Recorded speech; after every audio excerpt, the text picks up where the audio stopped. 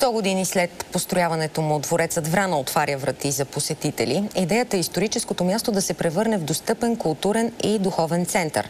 Как изглежда новата експозиция, ще научим от Кристина Баксанова. Добър вечер!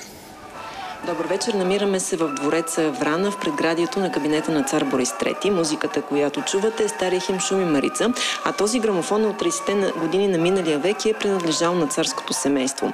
Но нека да влезем в кабинета на цар Борис III. Той е възстановен така, както е изглеждал някога.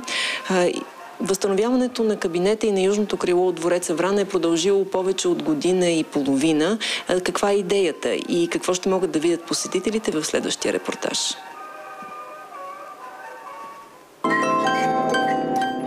До пролетта на миналата година дворецът Врана бе занимарен, а интериорът му почти напълно унищожен. От Фонда за опазване на историческото наследство цар Борис III и царица Йоана се заемат да възстановят двореца в стария му вид. В момента се намираме в Карелската столова.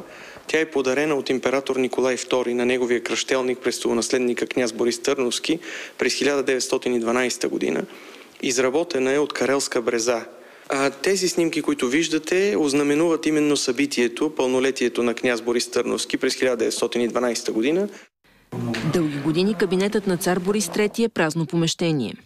Но по исторически архивни документи, фотографии успяхме да възстановим максимално, доколкото това е възможно, вида на кабинета преди 1943 година, когато е смъртта на цар Борис.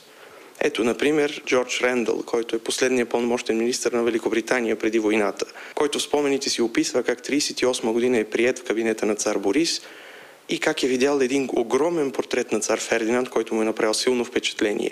Ние не знаем дали точно този портрет е висял в този кабинет, но сложихме един портрет на Никола Михайлов от онова време. Това е първата снимка на цар Борис като цар на българите 1918 година. Сега в двореца са изложени лични вещи, предоставени от царското семейство, документи и предмети, свързани с исторически събития, като обявяването на независимостта на България и Балканските войни. Сред тях е и договорът между България и Австрия за Първата световна война. Продължава възстановяването и на останалите помещения в двореца. Това е военната униформа на цар Борис III, която можете да видите и на снимката, поставена на бюрото му.